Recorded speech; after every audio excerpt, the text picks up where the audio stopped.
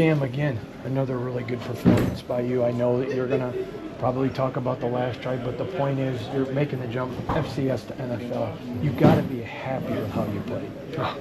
I'm really not. I want to see our team win. I'm, super competitive, and I take a lot of responsibility for what happened today. Got to be better. I have to get back in the film room, have to understand defenses better, and just can't. I have to understand the situation a lot better and not force the ball like I did today. Help the fan understand that learning curve.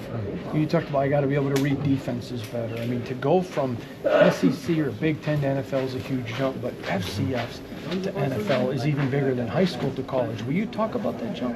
I really don't think the jump is that big. I think for me, one thing I take pride in is taking responsibility. I don't like to make excuses about, a jump that's, from FCS to the NFL. I got to be better. And I don't think it had to do anything about the speed of the game. That's just poor mistake on my end, and I have to be better.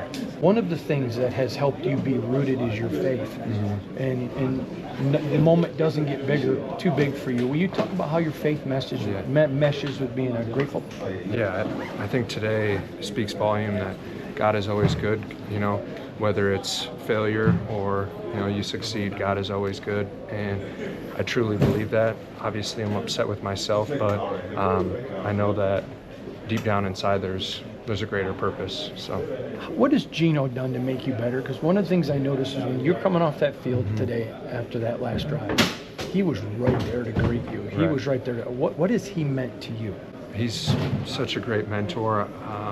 It's somebody that I really haven't had even in my college career. I never really had a veteran to learn from like I have with Gino. So he's one of my biggest supporters, and I can't thank him enough. He doesn't have to be that guy, but that just speaks to his character and the person that he is. Last question, but your whole career, high school, college, you're always the best player on the field. Now you come to the NFL where you're in a room with 90 good players. Right.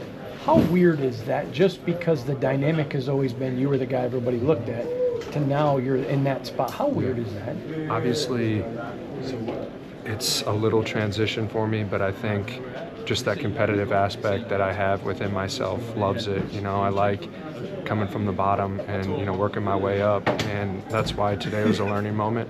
Obviously, I don't like to see our team lose, but I need to learn from this mistake and just keep growing every day. Awesome. Thank you so much. Appreciate it.